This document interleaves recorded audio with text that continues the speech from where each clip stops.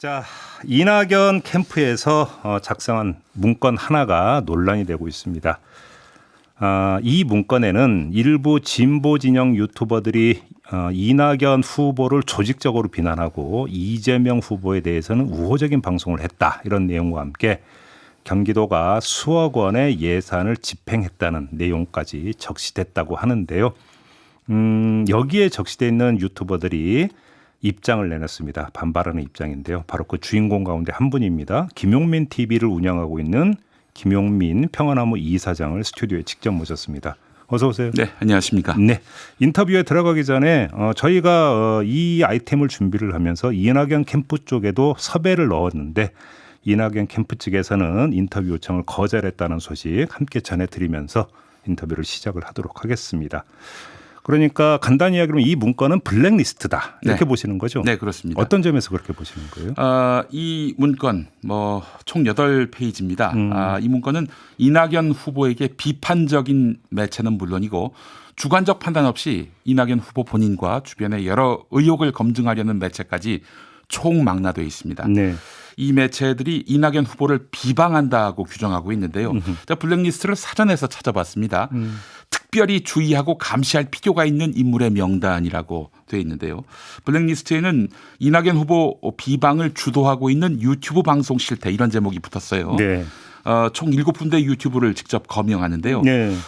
이 문건에는 이 7개 유튜브가 구독자들에게 엄청난 해악을 끼치고 있다, 이렇게 말하고 있고요. 게다가 유튜버 중에 한 명이 이제 지상파 방송 진행을 하고 있는데 이 출연을 중단시켜야 한다는 주장도 담겨 있습니다. 이미 불이익은 진행되고 있었습니다. 블랙리스트에 오른 유튜버 가운데 2군데는 보도가 잘못됐다면서 이미 이낙연 캠프로부터 소송을 당하고 있습니다. 그런데 이낙연 캠프 쪽에서 이렇게 주장하더라고요. 블랙리스트라고 하는 것은 불이익을 주기 위한 목적이 있어야 되는데 그런 게 없는 거 아니냐, 이런 식으로 주장을 하던데 어떤 말씀 주시죠? 네, 말씀드린 대로 불이익이 지금 이루어지고 있어요. 실제로 소송으로 겁박을 당하고 있고요. 예. 지속적으로 이 출연자들의 또 유튜버들의 행동에 대해서 면밀히 감시하면서 방송 진행을 못하게 해야 한다, 이런 말도 지금 이 블랙리스트에 담겨 있고요. 예. 이게 통상의 모니터 활동, 통상의 보도 비평, 분석, 이거라고 보기는 어렵지 않겠습니까?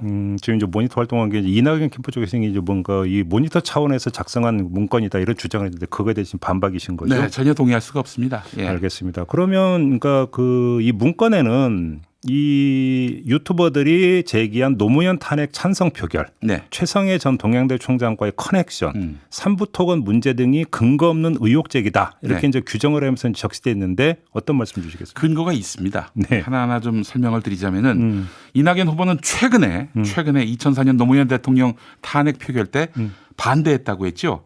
자, 이게 만약 거짓말이라면은 이건 2004년의 일이 아닙니다. 오늘의 일입니다. 거짓말을 했기 때문이죠. 당시 보도를 보면 이낙연 후보가 탄핵에 참여했다는 것이 본인 입으로도 밝혀지고 있고요. 예. 지금 이낙연 후보 선대위원장인 서른 의원 발언과 현재 이낙연 캠프의 핵심인 윤영찬 당시 동아일보 기사에서 뒷받침됩니다. 네. 자, 근거 없는 의혹이라고 했는데 근거가 있는 겁니다. 그리고 최성해 전 동양대 총장이 지인에게 이낙연이 조국을 쳤다라고 발언한 녹취 단 1초도 편집하지 않은 육성이 공개됐습니다. 그런데 이낙연 후보는 이게 허위라는 거예요. 예. 최성해 씨 발언을 그렇게 무시해도 될 만한 것입니까? 정경심 교수 1, 2심 재판부는 최성해 씨 발언을 가장 권위 있고 진실한 발언으로 규정했습니다.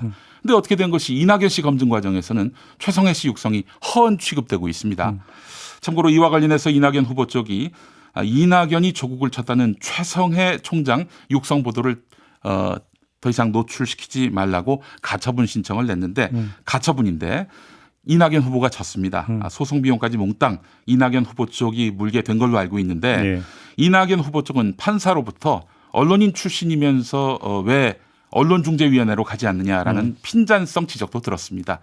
저희는 근거 없는 이야기를 한 적이 없습니다. 알겠습니다. 그러니까 이제 이낙연 캠프에서 허위 사실을 가지고 비방을 하고 있다. 네. 이렇게 이제 보는 건데 우리 김용민 이사장의 말씀을 간단히 정리하면 이거 후보 검증 차원으로 봐야 되는 거 아니냐 이런 말씀이신 거죠? 지금 검증하지 않으면 언제 검증합니까? 대통령 된 다음에 검증할까요? 네. 불가능한 일입니다. 그거는. 알겠습니다. 이제 좀 그 일반적인 이야기 말고 이 문건에 적시된 우리 김용민 이사장과 관련된 내용 좀 네. 여쭤볼게요. 이게 좀 인용이라는 점을 좀 먼저 양해를 드리면서 네. 이렇게 좀 기재되어 있습니다. 우리 이사장님에 대해서 막말과 혐오, 비하 등으로 지상파 방송에서 출연 정지당한 인물이다 이렇게 규정되는데 어떤 말씀 주시겠어요? 네, 일단 팩트가 아닙니다. 이거는 네. 제가 지금 다른 지상파 라디오 방송에 고정 출연하고 있습니다. 주 2회. 그리고 오늘 라디오의 명가 MBC 라디오에 지금 출연하고 있는 걸로 봐서는 그 자체로 허위 주장 아니겠습니까? 무슨 캠프의 문건 이런 기초 사실조차도 오류가 있을 수 있겠습니까? 이거 참 황당한 일입니다. 그 이제 이전에 아마 이제 라디오 진행하시던 건 이제 스스로 이제 그만두신 경우 스스로 그만둔 겁니다. 예. 예. 출연 정지당한 건 아니다. 그런 게 있다면 제가 제 귀에 들어왔을 텐데 네. 또 공표가 되지 않았겠습니까? 예. 저는 뭐 알겠습니다. 출연에 아무 제약을 지금 느끼지 않고 있습니다. 또 한 가지 그 우리 이사장님께서 운영하고 있는 김용민 TV에서 네네. 혹시 경기도에 광고를 수주하신 적 있습니까? 자, 이와 관련해서 제가 좀 취재를 해봤습니다. 제가 직접 광고를 담당하는 게 아니라서요. 네. 예.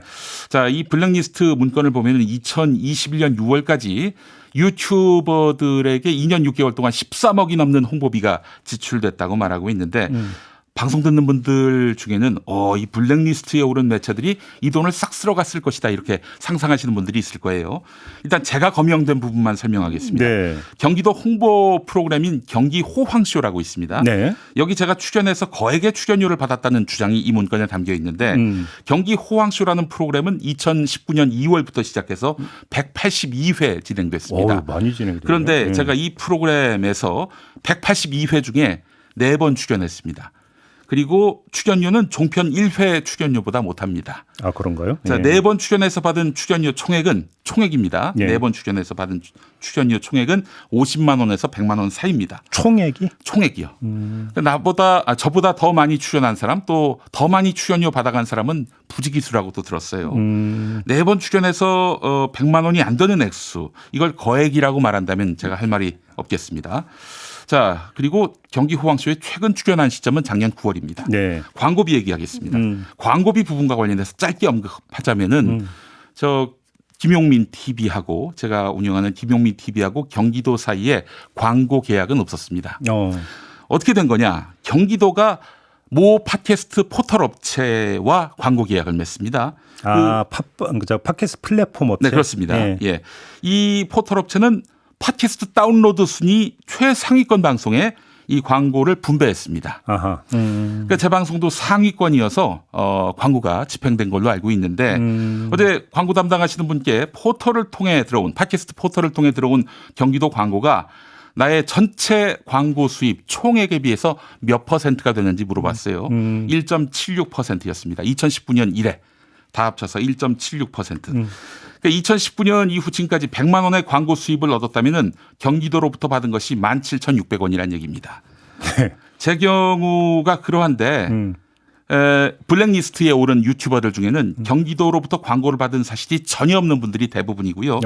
그분들 중에 경기 호황쇼 나간 일이 없는 분들이 또 대다수입니다. 그렇다면 뭡니까? 경기도에서 이득을 취한 바 없거나 경기도에 합당한 노무와 홍보 효과를 제공했다면 그 블랙리스트에 이름이 올라가고 돈과 양심을 맞바꿨다고 비난받을 일이 됩니까? 지금 이제 그 이낙연 캠프 쪽에서는 광고비나 출연료 를 지급을 하고 대신 유튜버들은 그 이낙연 후보를 비방하고 이재명 후보를 지원하는 이런 방송을 내몰면서 일종의 거래 관계가 성립이 되는 거 아니냐 이런 기본 시각을 깔고 있는 것 같은데 그게 아니다 이런 말씀이신 거죠? 상규에 어긋남이 없었습니다.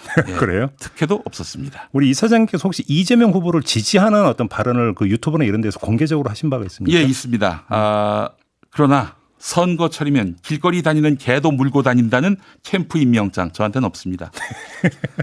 그 말씀하신 대로 제 정치적 입장은 이재명 지사에 대한 지지인데요. 한 번도 숨긴 적이 없습니다. 그런데 이걸 자유롭게 표현한다고 그게 죄가 되거나 부조리가 되거나 블랙리스트에 이름이 올라갈 죄입니까? 그건 아니라고 생각합니다.